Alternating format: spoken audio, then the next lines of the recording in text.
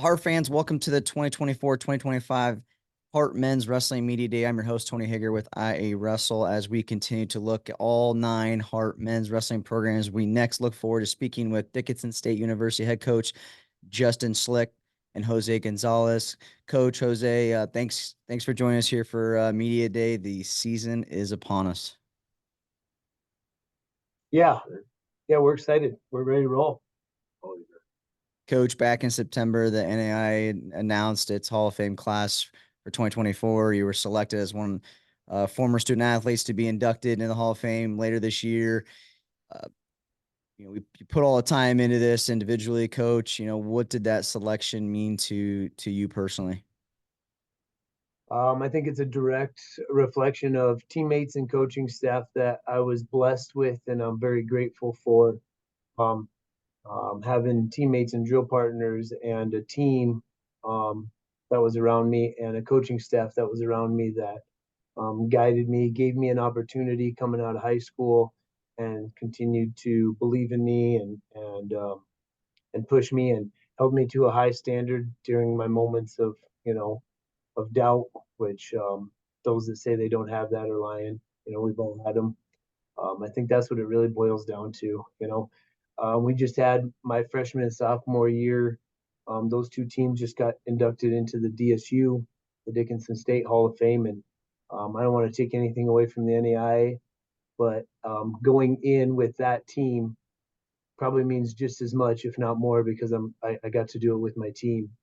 Um, and then in 2019 or 17, whatever that was, I went in as an individual, but I went in that year as well with my '07, my junior and senior year team. And, those moments going in with your team and your coaches and guys that you shared the time with and the dedication and the discipline with are very valuable. And I'll never take that for granted. I'm very grateful for those individuals. And Coach, you started at Dickinson State, had some great results. Obviously, as a wrestler, took a break, 18-month deployment in Iraq. So first off, just thank you for your service. You came back and you had even more success as a wrestler, multiple national championships. Can you just talk about quickly, that time in your life and how you were able to come back and continue to wrestle at a high level after your tour, and maybe how your service helped your um your mentality, coming back to the program. Yeah. Um, First world problems, right? Wrestling is a first world blessing. And our opportunity to compete in this great sport gets, I think, from time to time gets taken advantage of. And we have the opportunity to do that. There's lots of other individuals in this world that they don't get that.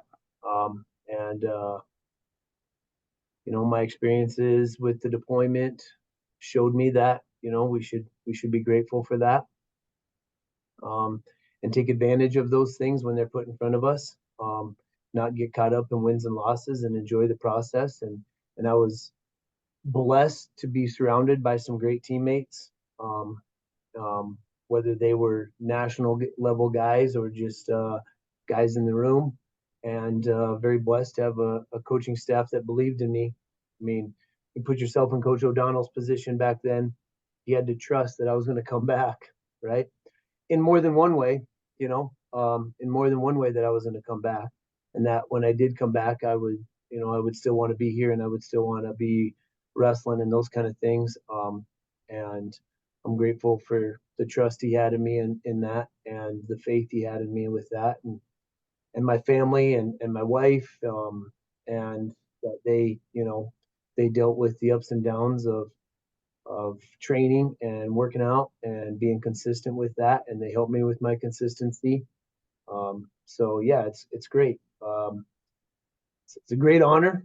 I don't want to take anything away from that. It's definitely means a lot to me.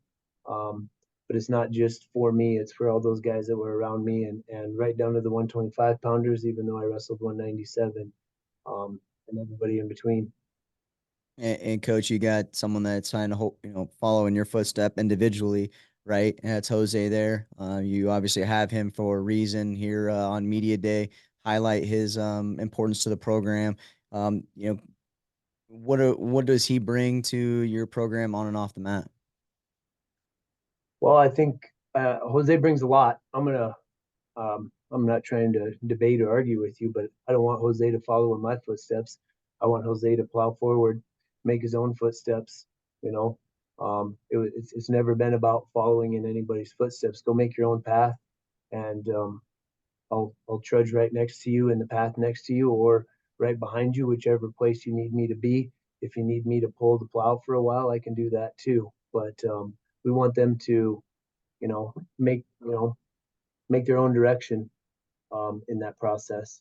So well, Jose does a great job of having a high accountability to himself and to his teammates, and that's one of the reasons why he's here. Um, he brings challenges like they all do, right? Um, and we embrace those challenges too at the same point, you know. And he's always working to get better and asking questions, and that's what it's about. Um, these coaching jobs don't pay that good, but they reap a lot of fruit is what they do. They reap a lot of fruit in your own personal development and what I get to be a part of, and if I can play a small role in his life, um, then it's great. Then it's well worth it. And so yeah, it's exciting working with Jose every day, and it's exciting working with the guys around him, and watching him help develop and grow that next group. Jose, hearing Coach talk just a little bit about, you and what you mean to the program. You're from Stockton, California. How did you land at Dickinson State, and what weight do you plan on wrestling this year for Coach? Well, we can start off with the Stockton, California. Coming from Stockton, California, you don't really have big dreams. You just hope to make it out of a city like that. It's not the best. It's not the best city to live in for sure. But there's some beautiful moments like with my family and friends. You always find the beauty in harsh places. And yeah, growing up, I didn't really have big dreams. I didn't even wrestle as a kid. I started wrestling in high school after losing a bet in basketball. I wanted to be a basketball player, and then my friend laughed at me. He's like, "Dude, you're 5'4". You think you're gonna be a basketball player?"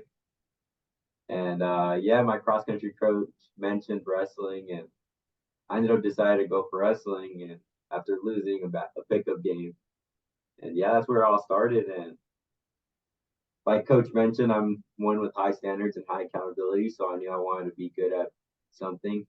Trust me, I was losing to the JV kid when I first started off, and guy weighed like 98 pounds soaking wet, and it was just frustrating. So I decided to put the work in, and I got better. And then I met a lot of coaches and staff that wanted me to do better for myself and aim for higher.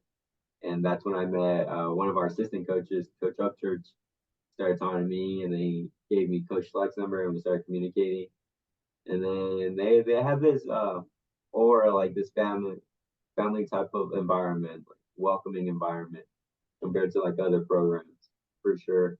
And they didn't see me as either a placeholder, a number. They saw me as Jose Gonzalez, as someone who could be something, as someone who stated they want to be a national champion. We'll make them a national champion. So that's And really what set Dickinson apart from the rest of the programs that I was talking to previously. and Jose, Coach A, we were talking about obviously his personal background, mentioned servicing, and that's first world problems, and we get the opportunity to compete, right? Has your values changed since? I mean, it sounds like this has been a great opportunity, obviously, to get out of where you were at. Has your values changed since being at Dickinson State? No, I'm still the same kid from back home. I'm always family first, always working hard. And at the end of the day, my oh, that's it. The way I view life is that it's kind of like a capitalist market, right? You work what you earn, or you get what you earn, right? And so that's always been my motto for life. You just keep working hard, keep working at it, and you'll get what you earn. And Dickinson has done a great job of showing me that that's how it really is in life as well as it is in wrestling. You get what you earn. If you want to be the best, you got to be the best 24/7. You got to train like the best. You got to eat the best. You got to put every distraction aside, and just be disciplined and put your head down and get to work. Like that, I think it was Dan Gable. If it was easy, everybody would be wrestling. So Absolutely. something like that. If it was easy, everybody would be doing it. But if you want to be the best, you got to be the best 24/7. I love it, Coach. Obviously I have Jose here for a reason, but who are some other wrestlers that can make a big impact for you that are buying into guys like Jose they're just talking about that, right? You get what you earn. Yeah, we've got a good group of incoming freshmen. We're excited about this group. There's a big class, and there's and some transfers in there, and some and that we've got a good group of returners as well. We're excited about the year. We believe there's some potential there, but all potential does is open up the door. It doesn't walk you through it. Um, and so we want to be resilient, and we want to be relentless in our pursuit and in our process.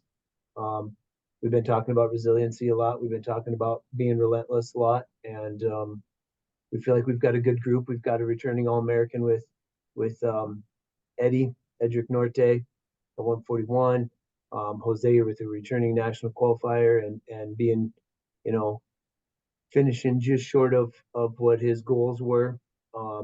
Jackson King at 184 being in a similar boat, being at the national tournament and finishing just shy of where he wanted to be. Um, we have some new guys bringing in. Kale Corley at 157, coming off of a redshirt year last year that we're excited about his development in his off year, and he's really shown some growth there. A couple new young guys in there as well at like 49 in that range, and a transfer at 65, and a young guy at 74 as well. That's a transfer that we're excited about with Caden Lamb and Will Springer at 49, and Donnie G, Donovan. I don't. I'm not even. Yeah, Donnie G is what we call him. At 197, who's a transfer from that has really kind of bought in as well. In our big guys, and we've got some guys that have really kind of, embraced the process and we're working hard and working at getting better every day and focusing on all the little details. We talk a lot about little things win big matches, and we've got a lot of guys that are focusing on the little things. Little things win big matches, right down to nutrition, down to sleep, down to rest, down to weight training, down to flexibility, down, all those little things start adding up, and next thing you know, you're winning big matches. Well, Coach Jose, as you know, the Heart is always going to be tough, and one of the toughest conferences in any level across the country, right? And you guys are going to figure out that mental and physical toughness. You almost have to, right, in order to compete in this conference. So we wish you guys the best of luck, and we look forward to seeing you guys on the mat. Yeah, thank you. We're excited.